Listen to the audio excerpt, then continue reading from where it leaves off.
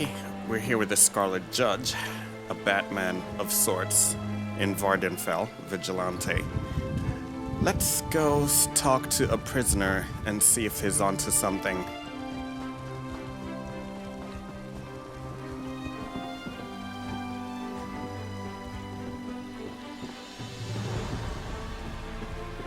But I think we found a lore book. The 36 Lessons, Sermon 22. These are kind of hard to read. Then Vivek left the first whirling school and went back to the space that was not a space. From the provisional house, he looked into the middle world to find the second monster, which was called the Treasure Wood. The Treasure Wood sword. Within years of the Pomegranate Banquet, it had become a lessening tune to the lower Velothi houses. They preached of its power. Here's the first one. The Treasure Wood sword, splinter of scintilla of the high and glorious. He who wields it becomes self-known. The warrior poet appeared as a visitation in the ancestor alcove house of Mora, whose rose-worn prince of garlands was a hero against the northern demons. Vivek congregated with the bones. He said, "A scavenger cannot acquire a silk sash and expect to discover the greater systems of its predecessor. Perfect happiness is embraced only by the weeping. Give me back, and do so freely, what is barren of my marriage, and I will not erase you from the thought realm of God. Your line has a notable enchantress that my sister I am is fond of, and from her murky wisdom alone do I condescend to ask." A bone walker emerged from a wall. It had 3 precious stones set in its lower jaw, a magical practice of old. One was a pall, the color of a pole. The bone walker bowed to the prince of the middle air and said, "The Treasurewood sword will not leave our house. Bargains were made with the Black Hand's Mephala, the greater shade." Vivek kissed the first precious stone and said, "Animal picture, rude walker. Go back to the lamp that stays lit in water and store no more messages of useless noise. Down." He kissed the second precious stone and said, "Proud residue, soon dispersed, serve no guarantees made in my foreimage and demand nothing of its underskin.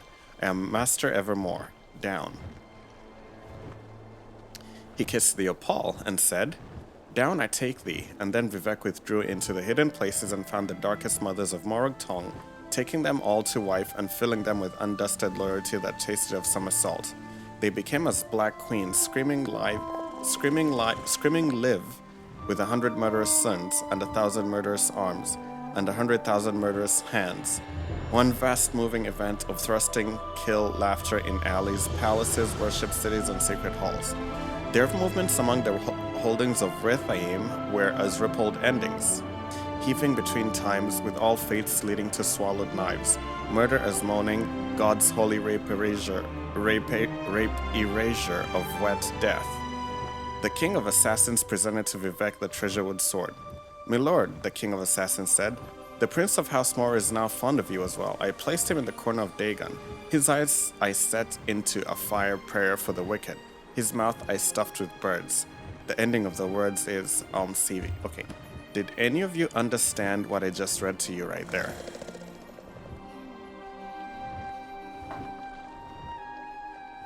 I gotta tell you that the sermons of Vivek it's just weird stuff. I'm just gonna call it weird nonsense, honestly. I guess that's why the High Elves do not serve the 3.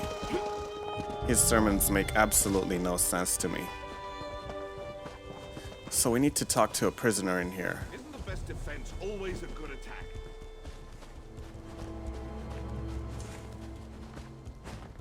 Please, I'm working as fast as I can.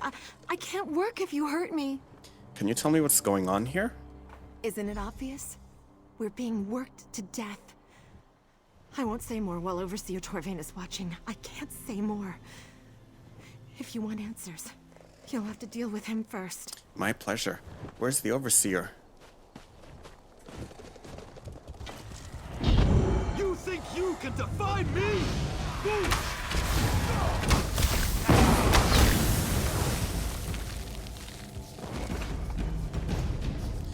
Oh, Overseer. Another lazy slave, I'll kill you too!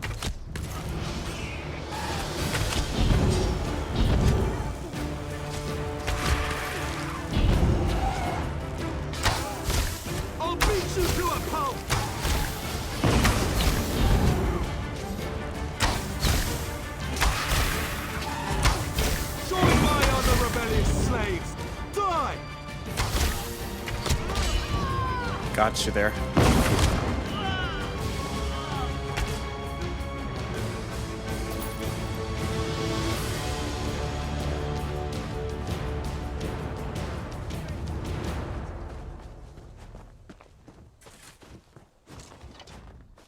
Did you just... is Overseer Torvain really dead? Yep, are you a prisoner here? Prisoner? Slave, more like. I swear I don't belong here. That Marshal, Hlaalu, she says I murdered a beggar the day I arrived in Suran. I can't even bring myself to kill a fly, let alone a person. There's got to be some mistake. Why aren't you in prison? Is there anything you can tell me about Hlaaru's plans? Master Kark's building a new prison in Suran, but it isn't finished yet. In the meantime, they make us work out here in the fields. Hlaaru visits Kark's house twice a week.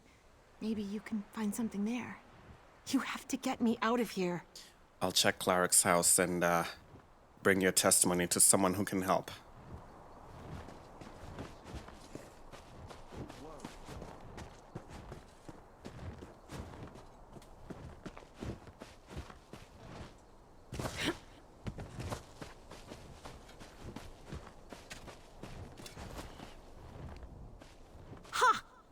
Well, I'll be a skeever's drunk auntie.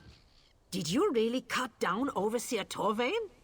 Certainly won't miss that horse's arse.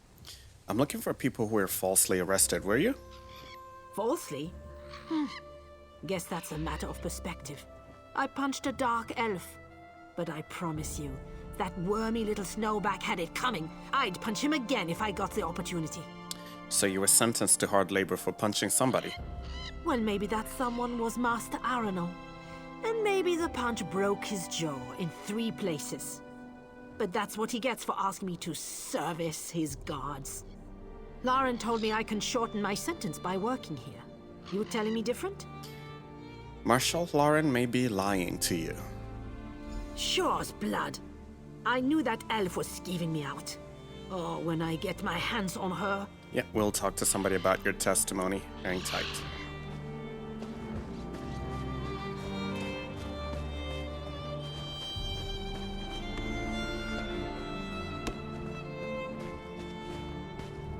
I saw you strike down Overseer Torvain. Well fought, friend. If ever an elf had it coming, it was Torvain. Will you tell me how you became a prisoner? I was taking a deposit to the bank. A week's worth of coin, fairly earned. Marshal Hlaalu accosted me and seized it. Accused me of stealing from some farmer outside town. The farmer's dead, of course, but who needs witnesses when an orc's to blame? Have you seen anything I can use against her? Anything specific? Maybe. These damn dark elves think I'm nothing but an animal. Some don't even think I can speak. Makes them careless around me. Mistress Dren's been shouting about the quality of her laborers. You might find something of value in her manner. Okay, we'll search her manor and report your testimony to somebody who can help.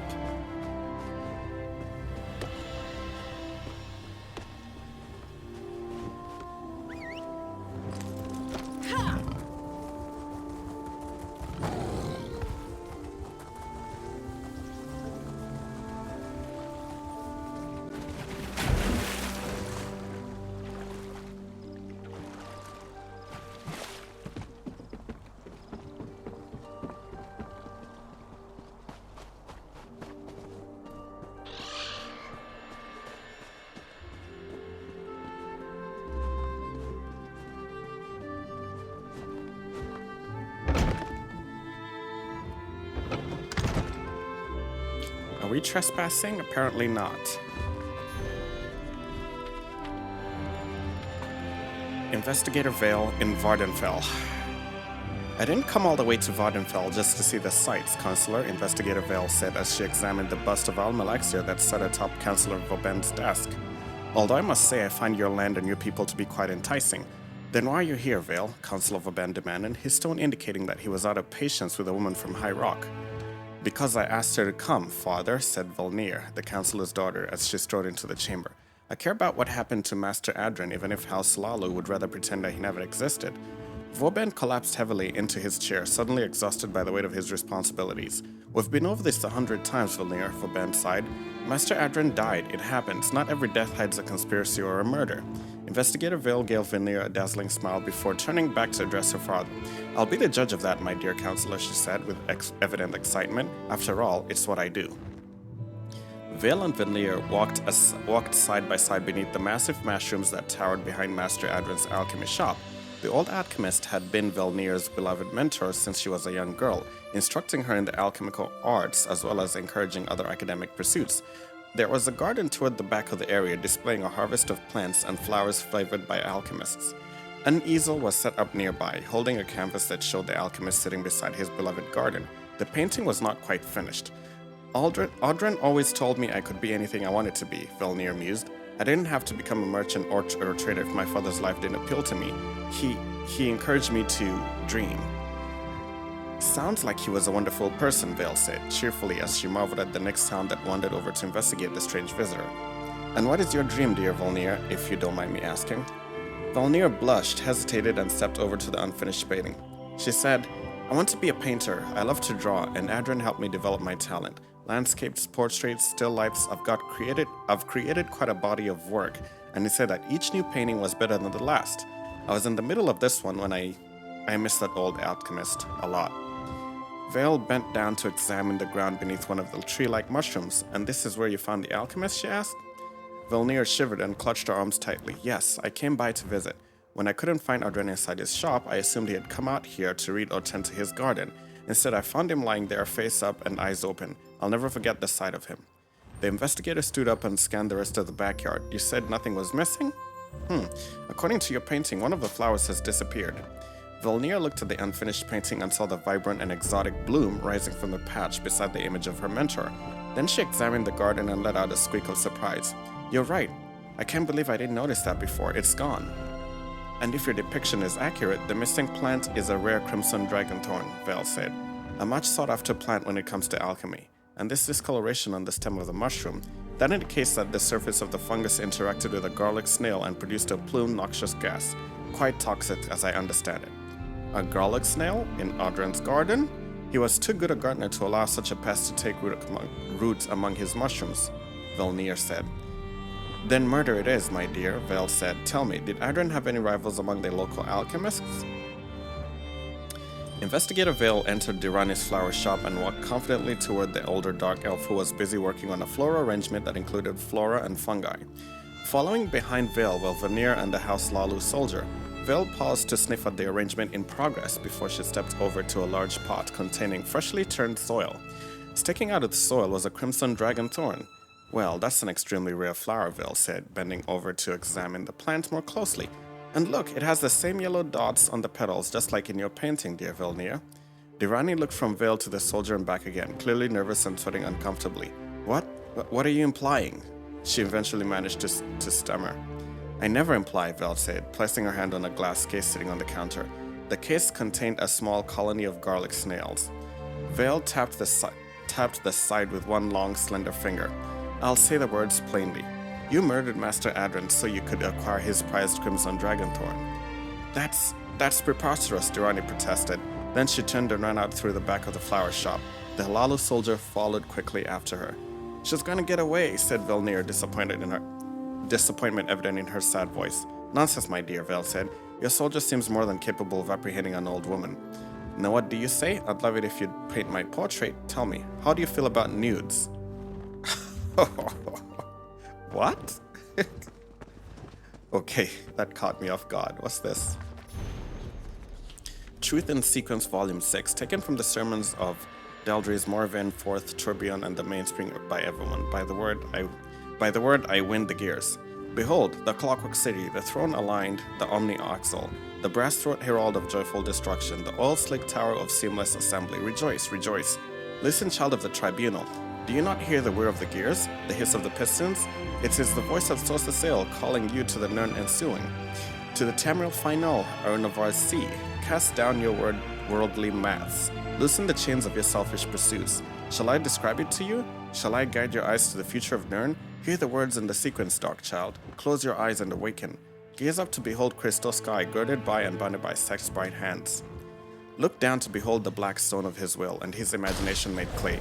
Drink his truth, thick as blood, from the broad black rivers. Feel his breath on your skin. Let its dreamy redolence fill your nostrils and sting your eyes. You stand at the center of the wheel, the home of the mainspring ever wound. Obsidian towers stretch ever forward, festooned with polished brass and godly filigrees. Great turbines drive memory through 1,000 pipes that stretch out like tangled veins or the golden roots of an ageless tree. And wandering amidst the humming and hissing paradise are his second children, the Fabri Cyranorism, the merged ones, birthed of the Unix sequence and bound to the Nern ensuing. They cry out in one voice, death to multitudes, woe and terror. Let the fragments melt in the boiler of unknown angles. Let the falsehood burn in the furnace of forgotten numbers. Disassemble and cleanse, dismantle and make whole. They are the guardians, the ever-wound keylords. Only the nameless heart avoids their wrath. Their hatred of discord knows no limits, for the road to Tamriel final is not a bloodless one. Child of the tribunal. Anuvasi, contemplate this with a pious heart. Seek a clean and well-oiled soul. It shall serve you well in his truth to come. So you see, the Clockwork City is like Sotasil himself, rich in beauty for the faithful and delight with sublime terror for the servants of chaos. In which Clockwork City would you reside? Commit your small blasphemies and think on this. By the word, I win the gears. You know, we're pretty much a scholar. We read like almost every book we come across. There's something I wanted to look at here. I think the scholar personality will be very fitting on our character here.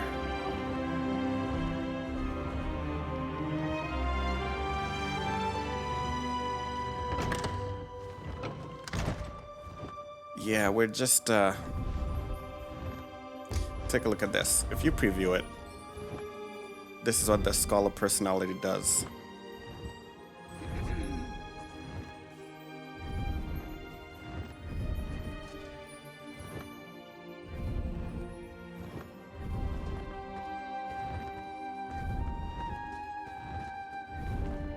Ever noticed how everyone in Tamriel keeps a journal? Now you can show the world that you're making your own scholarly record of your adventures and the deeds of those around you. Perhaps the pen is mightier than this sword. You remember a while ago there was a reference to Trump there in "Make Morrowind Great Again," and that looks like an absolute reference to that's an absolute reference to Marine Le Pen, because there was this thing going on in France. I'm not sure if I'm okay with this one. Let's take a look. I think I'll have to fix this a bit later, because PlayStation Network has been giving me quite a... PlayStation Network has been giving me quite a problem recently. Alright. What? Yeah, we should be fine. Where were we? We were in, was it upgrades? Utility?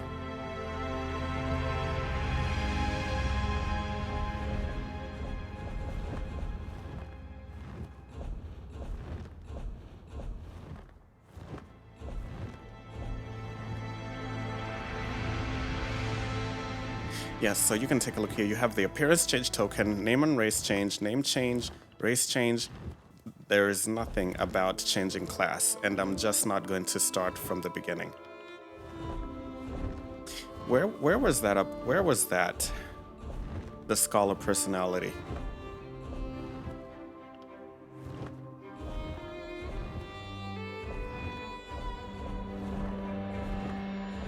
I think it was in Style Parlor, no? Yes.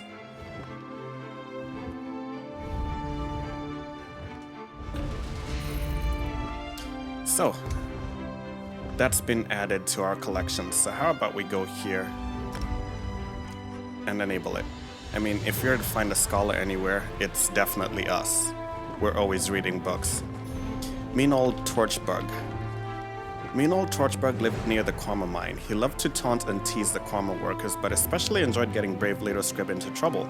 Oh, he was never obvious about his trouble making, and for the most part, the brave Leto Scrib considered the tiny Torchbug to be her friend. If brave little Scrib took a moment to consider all the times she wound up punished because she listened to Torchbug, she might have felt differently about the mean little creature, but the brave little Scrib never thought much about such things. It wasn't in her nature.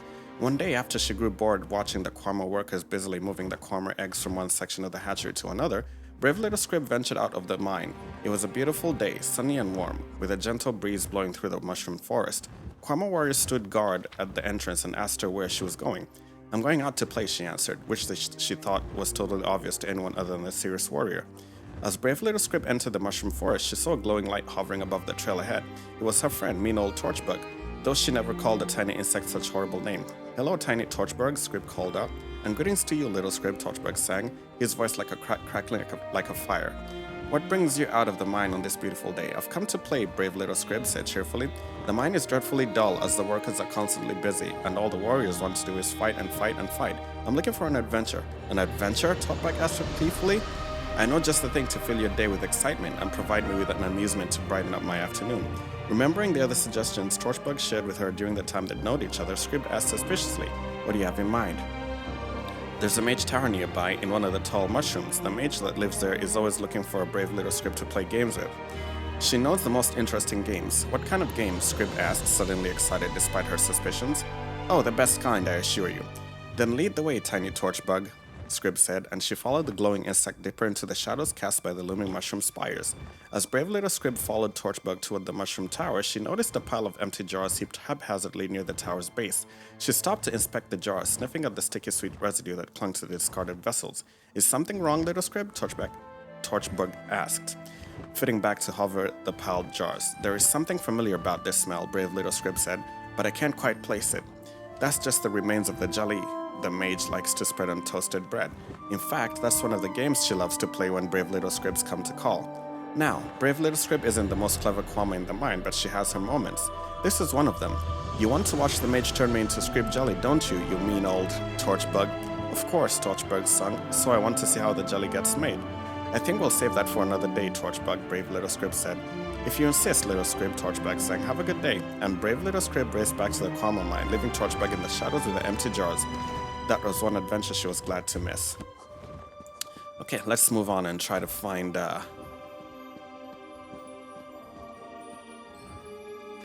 Okay. We haven't used our Blade of Woe in a long time. I feel like now would be a good time. Ah, no, we got spotted.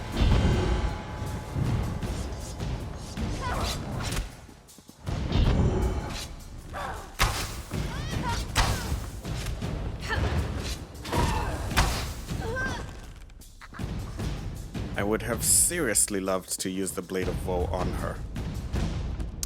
But she caught us before we were able to. Let's see. Letter to Kareth Bagrat. Kareth. Oh no, it's Carrick. "I understand your desire for prompt service, but you have to understand these things take time. I can't just arrest every traveler that comes through Suran. Even your new jail isn't big enough for that. The best prospects for conscription are those without family or support, or those with a criminal record on whom I can hang new suspicion. If we arrest someone who can fight the charges or someone who has a powerful family behind them, our arrangement will come to light very quickly. I've just received word that a large caravan of refugees from Cyrodiil will be passing through tomorrow. I have no doubt I'll find some reason to arrest a number of them. Your workers are coming. Be patient." Okay, yeah, so she's totally corrupt. Totally corrupt.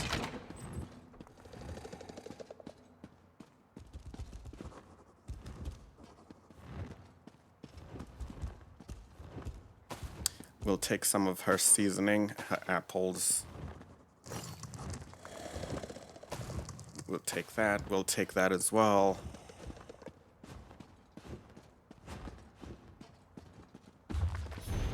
Truth and Sequence Volume 4. Taken from the sermons of Ald'ruhn Morrowind. Yeah, these were hard to read. I know we're a scholar, but we'll leave that one for now. Song of Pelennor, that's another volume of books I actually don't like reading. So let's investigate Mistress Dren's manor. Let's do this pretty quickly before we run out of time.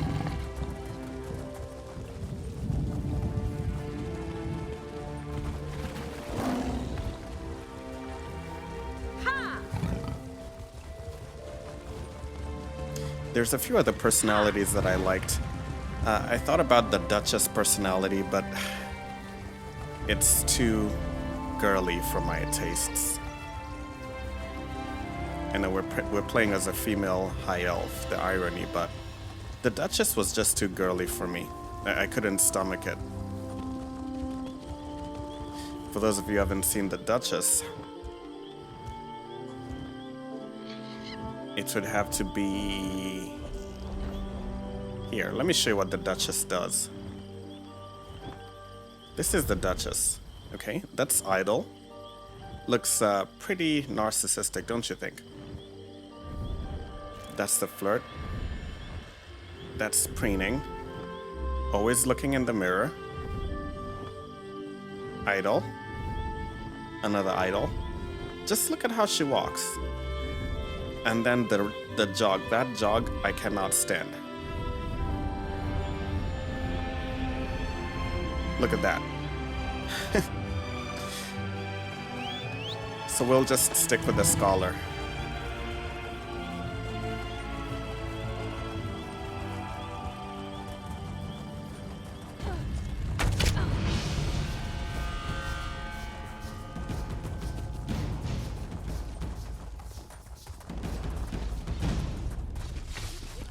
Okay, looks like we may be in a restricted place. There's a ton of guards. Let's just get in.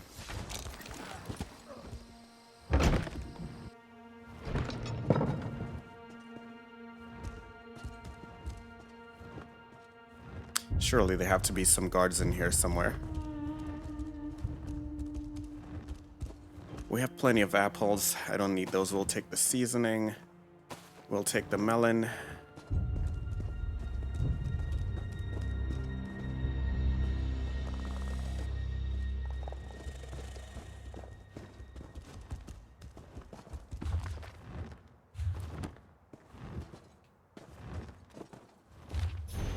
Counselor Iris Redoran. As you requested, I prepared this primer due to recent events involving the ancient guild of assassins known as the Molag Amur. You wanted to know everything available about the guild and its members in order to make informed decisions concerning how to respond to current activities aimed at our great house. The guild personifies the darker aspects of Dunmer life, celebrating murder in the name of Mephala. Surprisingly, the group was created to curb violence and prevent the always contentious house politics of Morrowind from escalating into full-scale war. Since such a war has yet to erupt, I suppose you could say that the Molag Amur has thus far been a successful experiment. The Morrowind government sanctioned the Molag Amur long ago during the First Era, and to this day they continue to perform tacitly legal assassinations, utilizing a system of contracts known as honorable writs of execution. Under the established laws, no member of the Molag Amur can perform an execution without a writ detailing the exact target and purpose for the sanctioned murder. Maintaining an air of impartiality in regards to house politics, Molag Amur carries itself with all the weight of a cherished and ancient institution. Members never act on their own accord and cannot take on missions of their own choosing. Instead, petitions for services are sent to the guild's grandmaster for examination and consideration. If the petition is accepted, an honorable writ of execution is prepared and awarded to a Molag Amur member. From that point on, the contract's target is dead and just doesn't know it. Before long, the assassin makes contact and completes the deadly transaction. Unlike other killers or even those crazed fanatics that belong to the Dark Brotherhood, the Molag Amur assassins admit to their acts and proudly brandish their honorable writs of execution after each kill. These writs pardon a Tong member of any legal entanglements that may occur in the administration of the associated contract. Indeed, by law, a Tong executioner must step forward and proclaim that a kill was performed legally and to the letter of the contract, thus absolving him or herself and averting any subsequent ramifications related to the act. The Tong claims to provide no safe harbor for criminals, so any member that does not comply comes under investigation and internal punishment. The origins of the Molag Amur remain shrouded in legend and conjecture. All I've been able to ascertain for sure is that the group emerged during the Bloody House of Conflicts of early Morrowind, establishing the writ system and rising to prominence by the end of the First Era. The guild reached the height of its power about 250 years ago, operating openly across Tamriel and attaining a reputation as unparalleled, reasonable, and honorable killers. The group became too sure of itself, too confident of its position, after a number of high-profile assassinations of monarchs and great lords that frightened the Tamriel nobility. The Tong retreated back to its holdings in Morrowind and vanished from the public eye for more than a century. Today, the group maintains a subdued presence in Dark Elf lands, taking select contracts as they work to establish their name and reputation with the Great Horses. The organization of the Molag Amur hasn't changed much over the years. A Grand Master leads the guild, who will then grants power to each guild hall's master to accept and assign writs. Note that individual members cannot accept a contract without approval, however, and the guild masters have proven over the years that they take great care when deciding to accept a contract. One possible avenue to explore should the conflict between House Redoran and the Morag Tongue escalate is the group's affiliation with Mephala, the dirty prince of lies, deception, and murder. While the organization is sanctioned and their heretical ways mostly overlooked by the tribunal ordinators and Boyan armiges will deal with these heretics swiftly and brutally if they catch them in the act of committing murder. I leave that for you to decide. Onar Dren, House of Redoran, Master of Records. Okay.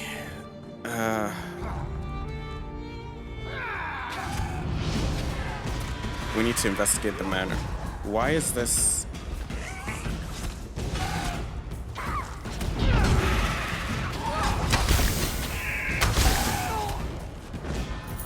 We actually got attacked while we were reading that, but we just left our pets to deal with the attack.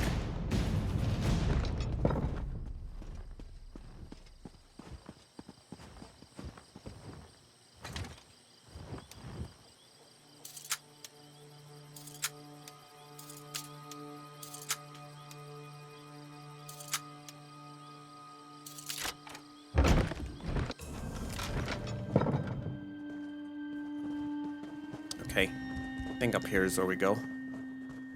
Letter to Marshal Hlaalu. Esteemed Marshal, the last group of prisoners you sent me to work my fields have proven less resilient than I'd hoped. They are without exception lazy, slow, and dull-witted. Then again, no one ever said Bretons and Bosmer made good slaves. I miss the days when you could buy a dozen strong Agornians for the price of a sturdy wagon. As soon as possible, I'd like a few of those strong lords you sent over to Carrick, as she and I have both agreed to your work for compensation plan. We both deserve an equal share of the resources. I refuse to settle for lower quality workers. Send me only your strongest and brightest. I have it on good authority that a group of Nords will be traveling through Suran soon on a trading mission. If you manage to arrest one or two, I'll be happy to take them off your hands. Until then, I remain your friend and confidant, Mistress Dern. Okay, we're on the trail of corruption. Hot. Alright, we're gonna take a break here. We'll be right back with more Elder Scrolls Online.